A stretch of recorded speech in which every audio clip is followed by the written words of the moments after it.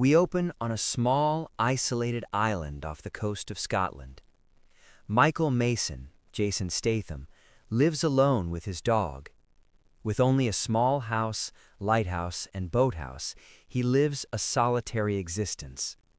To keep himself going, he receives supplies from Jessie, Bodie Ray Brathnack, and her uncle, who, unbeknownst to her, served with Mason.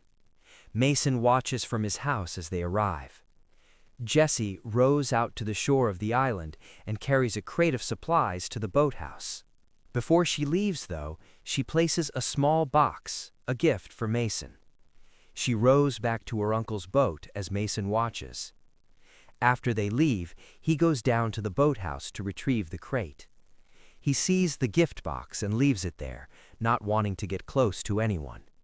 Mason spends the next days in contemplative silence, drinking, walking with his dog, playing chess against himself, and sleeping.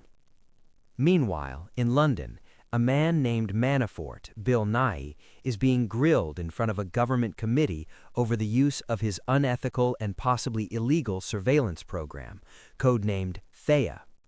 The panel notes that Manafort's program has tapped into every single phone and camera in the UK, collecting and storing information, basically making a police state. Manafort tries to defend Thea, noting that its use has prevented dozens of attacks and has led to the identification of numerous terrorists. Soon after the hearing, Manafort meets with the Prime Minister, and they discuss how the fallout of the Thea program makes everything awkward for the government. Cutting off the recording equipment that the office has, the Prime Minister proposes a deal to Manafort. Publicly, he will be fired to show accountability, and his protégé, Roberta Naomi Aki, will take over. In return, Manafort will be allowed to return to the shadows and run his operatives and his Thea program as he sees fit. Manafort agrees, and the Prime Minister congratulates him on his retirement. Several days later, Jessie and her uncle are at Mason's Island to make a supply run during a really bad storm.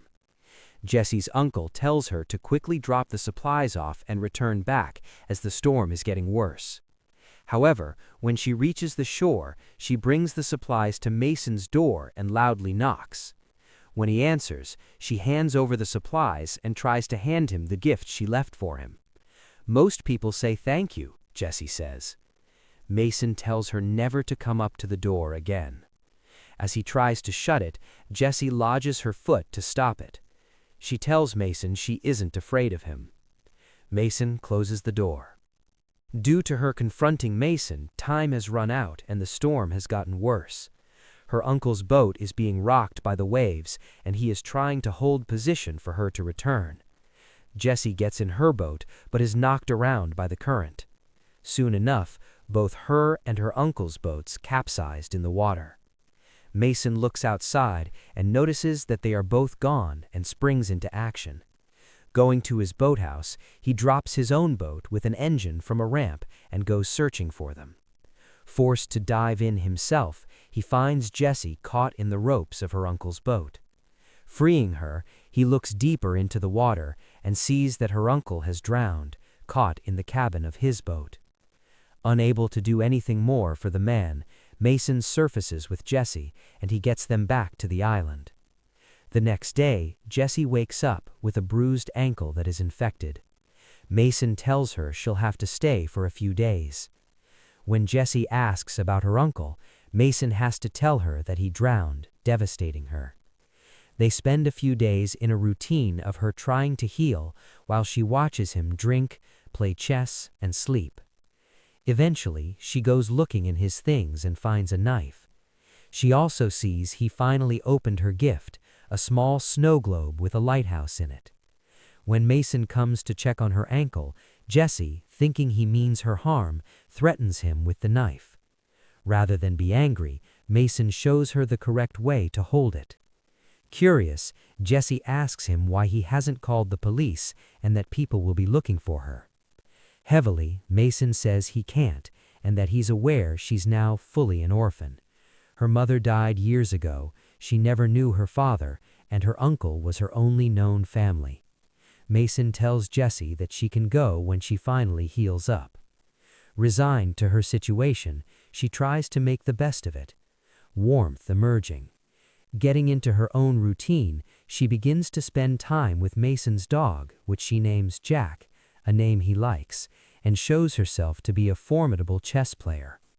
However, Mason realizes that her wound will not fully heal without proper medicine, so he travels to the mainland to visit a pharmacy.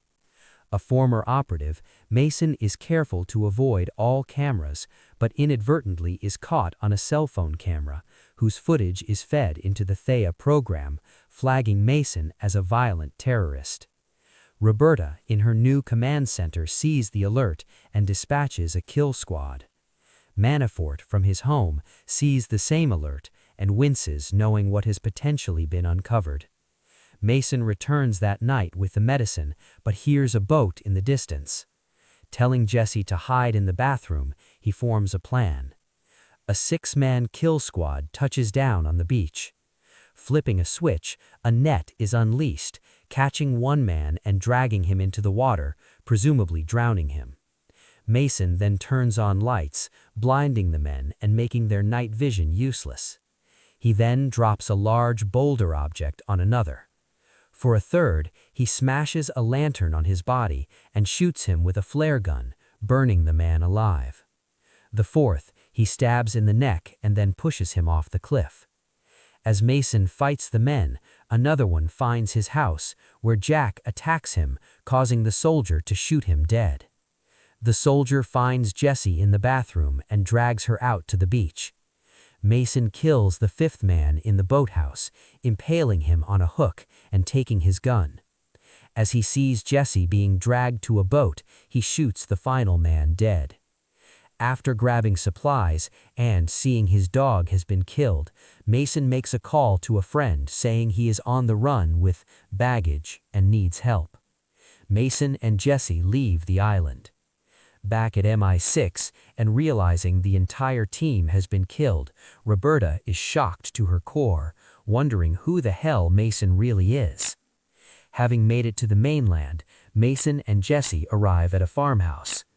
After showing her the correct way to hold an assault rifle they took from one of the men on the island, Mason goes inside, only to be stopped by the owner with a shotgun. Jessie, however, gets the drop on the man and asks him nicely to drop the gun. Noting that Mason is wounded, Jessie asks for the man's help. As Roberta and her team try to find Mason, they intercept a police call from the farmhouse. Roberta dispatches an operative, Workman Brian Vagier, to bring Mason in. However, Workman is one of Manafort's men. From his home office, Manafort contacts Workman and issues override orders. Mason is to be killed. When Workman asks about Jessie, Manafort coldly replies she is to be killed as well. As Mason is being patched up, the farmer's son comes in looking guilt-ridden. Mason asks him if he did something, and the boy says he called the police. The police soon show up, and Roberta patches in, telling them not to intervene. As the farmer tries to go outside, he is shot dead by a sniper.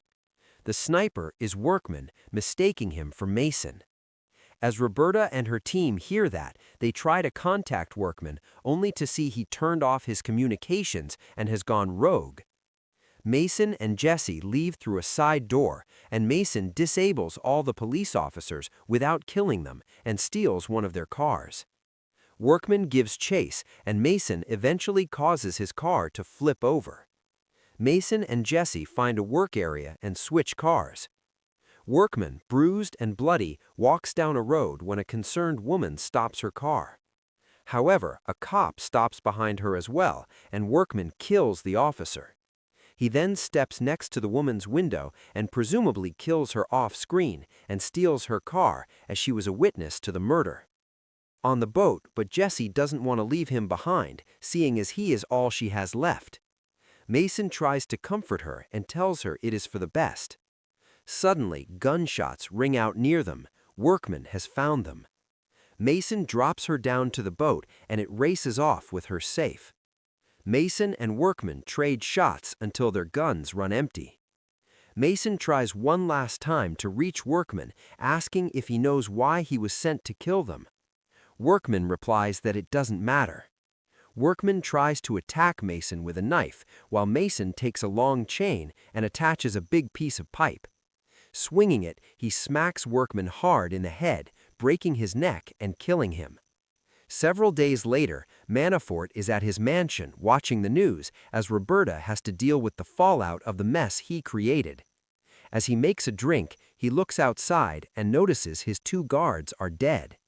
Quickly understanding the implications of that, Manafort quickly consumes his drink. He turns around and sees Mason. Manafort admonishes Mason, calling him his golden boy who broke the rules by growing a conscience. Mason tells him that the man he was supposed to kill was innocent. Manafort attempts to bring Mason back into the fold now that he has full autonomy to run his Black Kite operatives however he wants to for the good of the country. Mason tells Manafort that way of thinking was the reason he didn't pull the trigger a decade before, and why he has to now. Mason shoots Manafort dead. 3 months later, in Spain, Jessie has settled into a new life.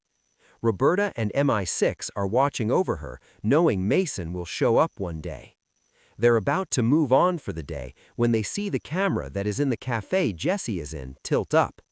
Jessie is given a bag from the cashier, saying it is from a friend that briefly stopped by. As she opens it, we see Mason on the street. Jessie finds a chess piece in the bag and realizes it is Mason's message to let her know he's okay. Jessie looks outside, but Mason has already disappeared, content in the knowledge she will be safe.